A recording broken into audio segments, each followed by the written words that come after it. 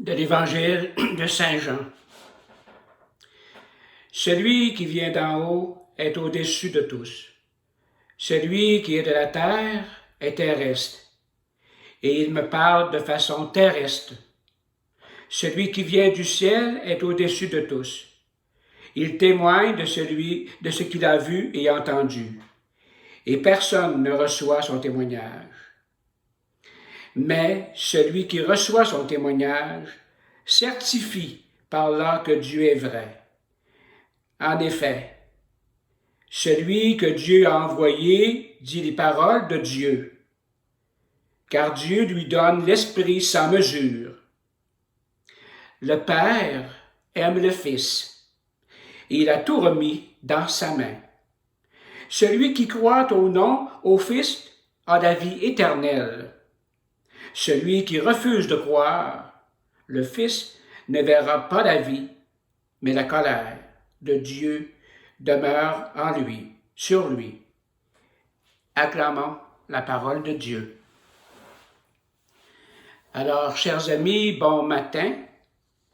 C'est encore un plaisir pour moi de me retrouver dans vos maisons pour essayer de, ensemble, découvrir ce que Dieu a à nous dire dans sa parole.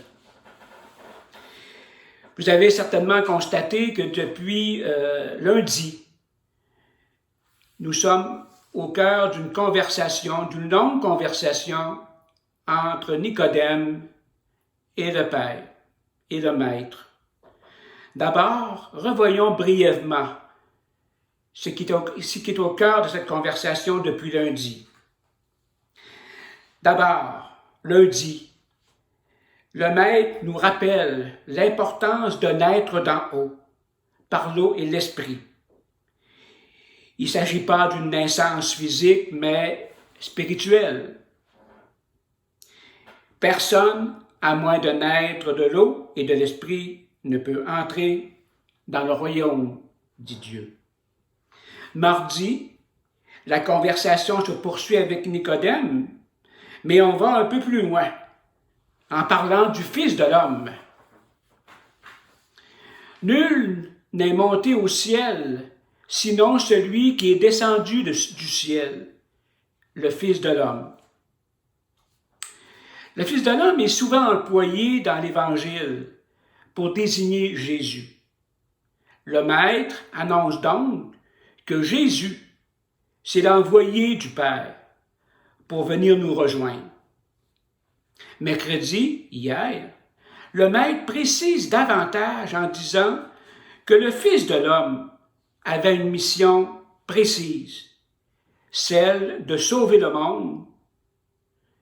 Donc, Jésus, c'est le Sauveur promis. Dans le chapitre 1 de Jean, au verset 1 à 18, on dit « Au commencement était le Verbe, et le Verbe était auprès de Dieu, et le Verbe était Dieu. Il était au commencement auprès de Dieu, car c'est par lui que tout est venu à l'existence, et rien de ce qui s'est fait ne s'est fait sans lui. » Le Verbe, c'est la parole. La parole, c'est Dieu. Et Dieu se fait chair par son Fils Jésus. Et c'est par amour que le Père donne son Fils unique, non pas pour juger le monde, mais pour le sauver. Que dit maintenant l'Évangile de ce jour? Le Père aime le Fils, il a tout remis dans sa main. Dans l'Évangile de Luc 9, versets 18-20, Jésus pose une question claire aux disciples sur son identité. Un jour que Jésus priait à l'écart, ayant avec lui ses disciples, il leur posa cette question. Que dit-on que je suis? Ils répondirent, Jean-Baptiste. Les autres, Élie. Les autres, qu'un des anciens prophètes est ressuscité. Et vous, leur demande Jésus, que dites-vous que je suis? Pierre répondit, le Christ de Dieu. Nous savons que dans le Premier Testament, Dieu était perçu comme quelqu'un de loin, l'être suprême, qui juge, difficile à rejoindre, qui juge, qui punit. On faisait brûler des bêtes en sacrifice pour se rapprocher de lui. Beaucoup de prophètes ont annoncé la promesse de Dieu d'envoyer un sauveur.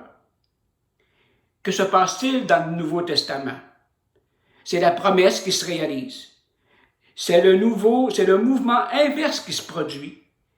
C'est Dieu qui vient vers nous, vers chacun de nous, pour nous sauver et rendre témoignage de la vérité des paroles du Père. Jésus, c'est l'agneau immolé.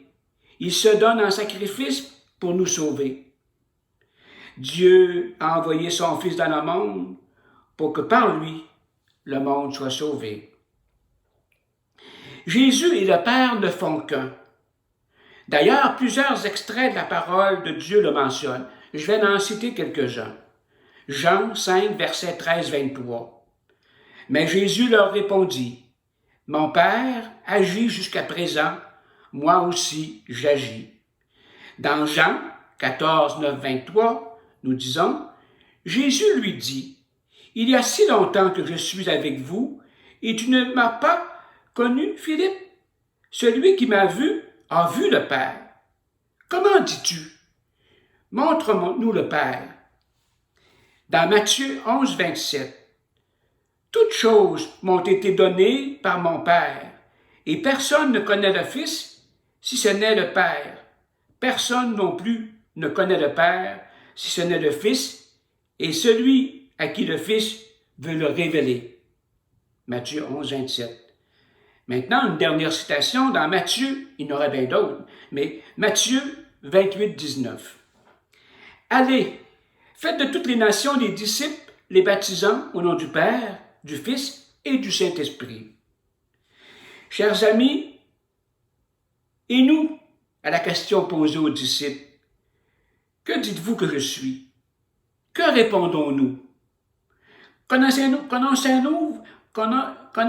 vraiment, l'identité de Jésus? Cette question est fondamentale et exige de chacun de nous de répondre en vérité. C'est donc une longue conversation entre Nicodème et le Maître, et pour chacun de nous, l'occasion de vivre un véritable cheminement spirituel qui nous conduit à une conversion du cœur. Pour vivre cette conversion, il faut avoir vécu une rencontre personnelle avec lui pour pouvoir témoigner de cette parole de vérité. Car le Christ est le chemin, la vérité et la vie. Dans Jean, chapitre 14, versets 5 et 6, à la question posée par Thomas, « Seigneur, nous ne savons où tu vas.